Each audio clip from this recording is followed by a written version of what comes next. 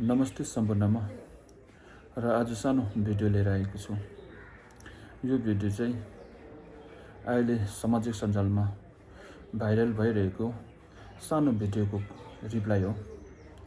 र पहिला तपाईहरुले यो भिडियो हेर्नुस् र त्यसको बादमा म तपाईहरुलाई यसको रिप्लाई दिनेछु।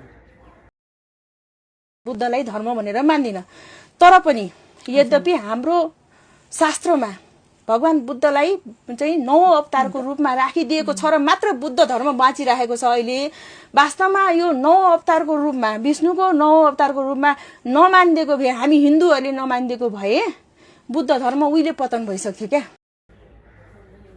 उहाँ दिदी एकजना धर्म अभियन्ता होला उहाँहरुको, र उहाँले चाहिँ बुद्ध धर्मलाई यस्तो ठुलो अपमान गरेको छ।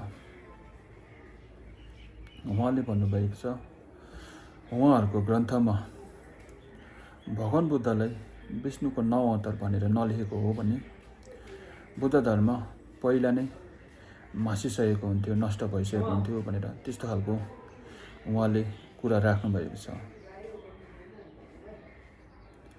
र उहाँलाई के भन्न चाहन्छु भने तपाई पहिला आफ्नो धर्मलाई राम्रोसँगले पढ्नुहोस्, राम्रोसँगले बुझ्नुहोस्, आफ्नो धर्मको आफ्नो मार्ग राम्रोसँगले अपनाउनुहोस्। त्यसपछि तपाई अरूको धर्ममाथि यस्तो विचारहरू, यस्तो कुराहरू राख्नुहोस्। उहाँले जुन भन्नुभएको छ भगवान बुद्ध विष्णुको 9 अवतार भनेर, यो सरासरी झुटो हो। तपाईहरुको ग्रन्थमा लेख्यो भन्दैमा यो सत्य हुँदैन। तपाईहरुको ग्रन्थ तपाईहरुको अलग धर्मको ग्रन्थ हो र त्यो लेख्ने मान्छेको सोच पनि अलग विचारको हुन्छ। र जुन हाम्रो बुद्ध धर्मको ग्रन्थ छ त्रिपिटक, यो त्रिपिटकमा कुनै जग्गामा पनि भगवान बुद्ध विष्णुको 9 अवतार भनेर कुनै जग्गामा पनि उल्लेख गरेको छैन। र भगवान बुद्धले पनि कहीँ पनि भन्नुभएको छैन म विष्णुको 9 अवतार हो भनेर। यो कुरा राम्रोसँगले ध्यान राख्नुहोस्। तपाईले एउटा धर्मलाई हैन, तपाईले लाखौं करोडौं त्यो धर्ममा आस्था राख्ने अनुयायीहरुमाथि चाहिँ ठूलो एउटा अपमान गरेको छ। तपाईलाई पहिलो कुरो त धर्म के हो भन्ने त्यो पनि थाहा छैन। तपाईलाई एउटा कुरा सोध्न चाहन्छु, अर्काको धर्मलाई गलत देखाउनु, अपमान गर्नु भनेर तपाईहरुको ग्रन्थमा सिकाउनु भएको छ, लेखिएको छ। त्यस्तो त लेखेको नहुनु पनि, किनकि धर्म भन्ने शब्द के हो भन्दाखेरि धर्म भन्ने शब्द चाहिँ जुन प्राणीहरू अज्ञानतामा परेको छ त्यो प्राणीलाई अज्ञानताबाट, अन्धकारबाट बाहिर निकाल्नेलाई चाहिँ धर्म भनेर चाहिँ बुझिन्छ नर्मल तरिकाले। धर्मको मूल अर्थ यो हो, जो मानिस दुःखमा परेको छ, अन्धकारमा परेको छ, त्यसलाई त्यो दुःखबाट, अन्धकारबाट एउटा मुक्त गराउने अथवा मुक्ति गराउने चाहिँ त्यो मार्ग र त्यो ज्ञानलाई चाहिँ धर्म भन्छ। र तपाईहरुको धर्ममा के यस्तै लेखेको छ, यो धर्म यस्तो हो, यो धर्म उस्तो भनेर अपमान गर्नु भनेर लेखेको छ? लेखेको त छैन होला कुनै तपाईहरुको धर्म ग्रन्थमा। त्यो तपाईहरुको धर्म मार्ग, तपाईहरुको धर्म ग्रन्थको गलत उयो हैन, विचार हैन, त्यो तपाईको गलत विचार हो, तपाईको अहंकार, तपाईको घमण्ड हो।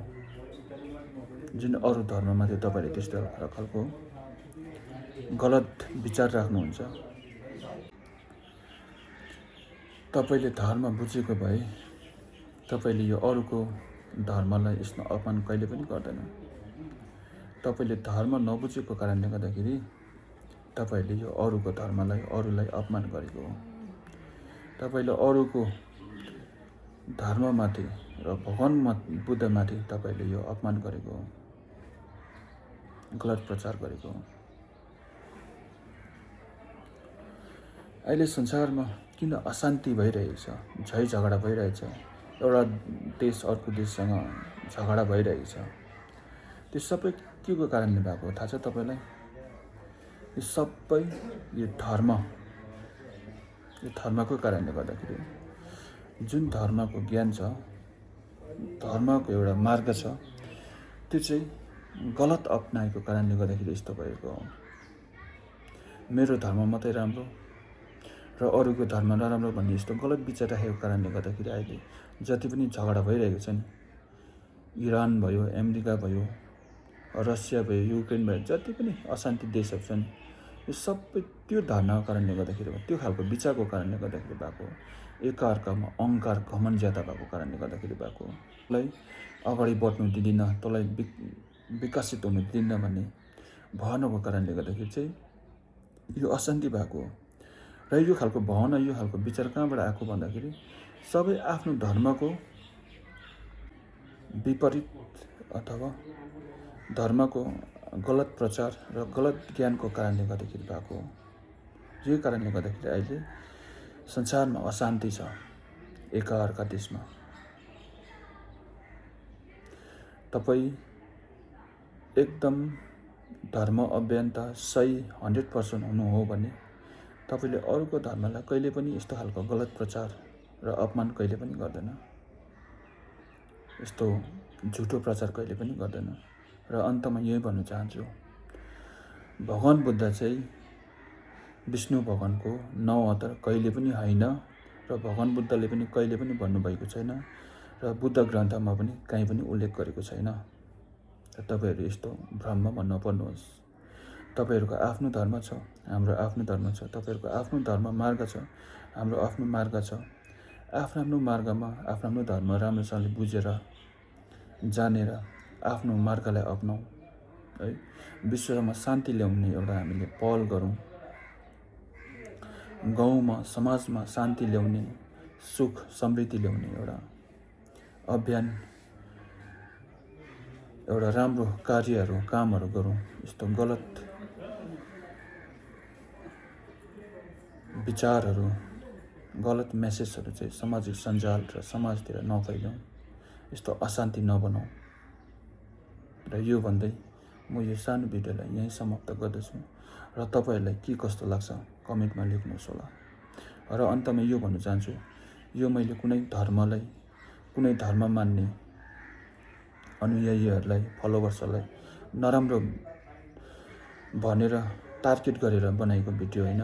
यो चाहिँ जुन मान्छेले चाहिँ हाम्रो धर्ममाथि, भगवान बुद्धमाथि यस्तो खालको गलत टिका टिप्पणी र गलत विचार अपमान गरेको छ, उसलाई मात्रै यो भिडियो चाहिँ, अरूको लागि होइन। तपाईँहरूको मनमा त्यस्तो लाग्यो भने चाहिँ म 2 हात जोडेर तपाईँहरूलाई क्षमा चाहन्छु।